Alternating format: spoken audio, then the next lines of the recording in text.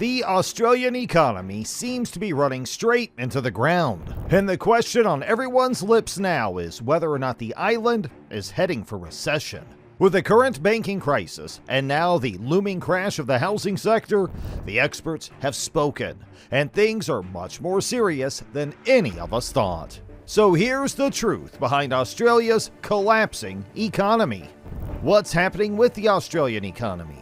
Australia has long braved the winds of the greater global inflation that has eaten up countries like Germany. But at long last, the island is finally bracing for the storm. With back-to-back setbacks in the last 3 years since the beginning of the pandemic, Australia has managed to avert a major crisis, only to run to another: the housing crisis, the looming banking industry crash. These are just the tip of the iceberg. But how did things get so wrong for Australia? How it all started. Australia's downfall began with the destructive COVID-19 recession of 2020. This recession is better known for its depth and duration. It kicked off as public health restrictions took effect in early 2020. The economy faced a new contraction. But thanks to the quick and forceful relief measures, Australia cushioned the blow. The country adopted the closed border strategy. This helped steer clear of severe COVID-19 outbreaks seen in other countries. But the economy staged a remarkable comeback. It rebounded almost as fast as it declined, only with a slight hiccup during the Delta outbreak in 2021. The glory didn't last long, though. Australia's economy started struggling afterward. Australia's job market is now suffering the consequences, especially because of the experiment with closed international borders. As such, the traditional influx of around 200,000 net migrants into the labor market is waning. This went on from March 2020 to February 2022, and as a result, a labor shortage has ensued. As the economy regained momentum, the aftermath saw a scarcity of labor. Unemployment is at an all-time low of 3.5%. Underemployment is at 6.1%. The absence of the usual migrant flow has upset the balance. This is pushing the labor market to its limits. Participation and employment to population indicators are instead at an all-time high, like the 1960s. Sure, the low unemployment and high participation seem positive on the surface, but these issues reveal the complexity of Australia's economic landscape. Supply chain disruptions. Australia now faces another big problem: global supply chain issues. This was common during the COVID-19 era, but now it has hit Australia hard as an island nation that relies a lot on imports. This not only stops businesses from getting what they need, but also makes prices go up. Important areas like retail and manufacturing are struggling with supply chain problems. Reports suggest that over 41% of businesses are having issues. A way to see how bad the supply chain is doing is the AI Group's PMI input prices, which are set at a very high 89. This shows how serious the supply chain issue is. The pressure on the supply chain affects Australia's economy in the long run. While Australia handled COVID-19 well, the months that followed were the real test. And with unexpected trade limits, natural disasters like the bushfires in 2019 and 2020, as well as the floods in 2021, the risks in Australia's supply chains are huge. This includes trade problems, natural disasters, economic issues, and societal problems, and even risks to infrastructure like anonymous cyber attacks. Take this, for example. The floods in South Australia in January 2022 caused big problems in all sectors of Victoria. This led to long-lasting issues because of not having enough materials, and transportation problems from rail damage. This big problem needs a deep look at how well Australia's supply chain can handle it. Lessons from the past and new issues show how important it is to fix these problems. Inflation pressures. In the midst of all of this, Australia is going through rapid inflation. This means that the same things now cost more. The supply chain problems for 2 years played a big role, and the invasion of Ukraine by Russia made it even worse. In June, inflation was at a high of 6.1%, so the central bank raised interest rates from 0.1% to 1.85% in only 4 months. These rate increases make things harder, especially by putting pressure on the demand for goods and services. The Reserve Bank of Australia, or RBA, is trying to balance this carefully. But will it fail to control inflation without causing long-lasting damage? The answer is still not clear. Since COVID-19, the central bank has been working hard to lower high prices by making interest rates go up. Still, the interest rates are at 4.1%, up by 12 times in 16 months, and prices are up by 6%. But if the bank wants prices to be around 2 to 3%, they might raise interest rates more. About 1/3 of all businesses think prices will keep going up. This worries the RBA because if prices keep going up all the time, it gets harder to control the reach. Australians are being careful with what they spend. They're not buying as much or consuming items that are not essential, and this has affected the local economy, which is already suffering on a national level.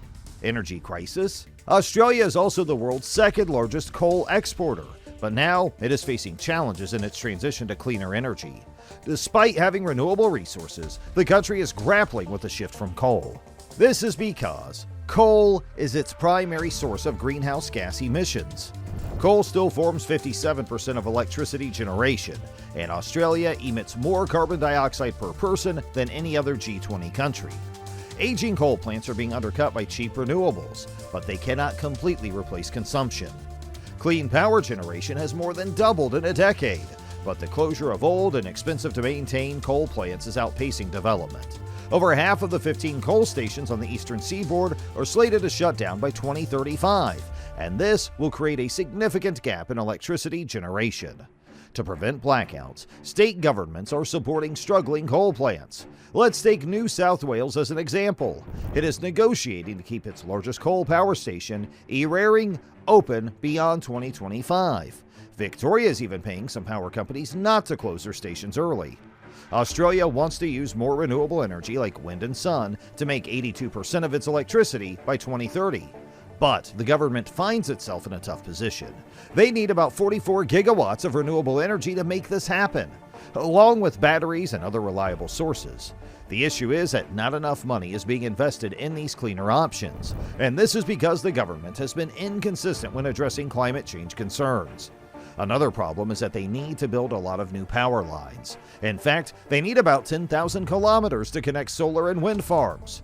Even though money has been set aside for this, some farmers and other people in the country are against it, and it's taking a long time because of these challenges. This situation shows that Australia needs everyone to work together.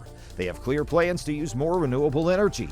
Without these measures, Australia might not achieve its goals for cleaner energy, and, in time, face problems with its electricity supply. What's ahead? Entrepreneur Matt Berry also recently warned about Australia's housing market. This is the latest in a slew of concerns about a looming recession. Recently, RBA Deputy Governor Michelle Bullock cautioned the country by saying that if people expect high inflation, addressing it later could be costly. This might entail higher interest rates and a more significant rise in unemployment. This can quickly end in a deep and prolonged recession. In his interview, Berry drew comparisons to the U.S. housing situation right before the 2008 global financial crisis. He highlighted a potential housing bubble due to high immigration. This raises fears of a sudden economic downturn. Responding to these challenges, he stressed the need for Australia to adapt as fast as it can. The nation also needs to address key areas like migration and supply chains. The multifaceted challenges call for flexible policy making and strategic planning to navigate uncertainties. Australia must respond in a swift way in the face of these unexpected changes. Adjusting for the future is key. In the wake of the migration numbers, the problems are many, and the answer is uncertain. These challenges include global competition for skilled migrants. Other important concerns are community attitudes toward migration and stability amid economic pressures.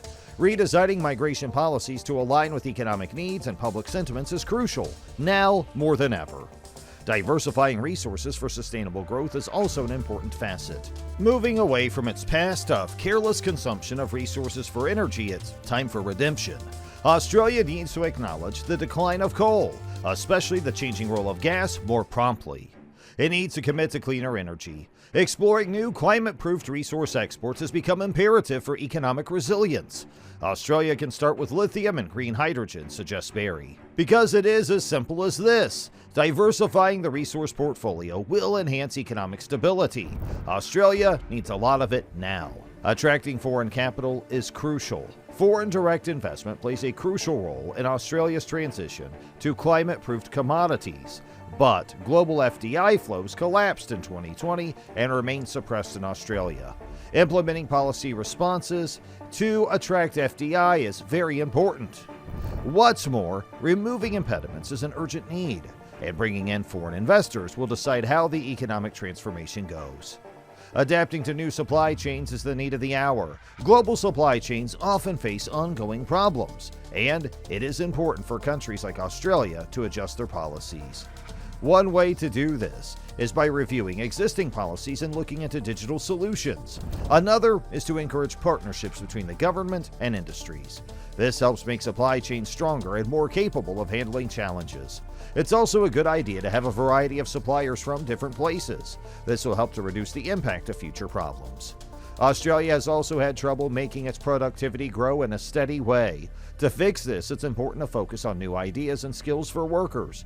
It's also important to make sure that everyone can use digital tools. The government needs to get involved to support these changes and help Australia stay competitive on a global scale. But as things stand, Australia is in a huge bind. From every angle, it's looking at decline and a looming crisis. If the country wants to bounce back, this is the time for quick action, if it isn't already too late.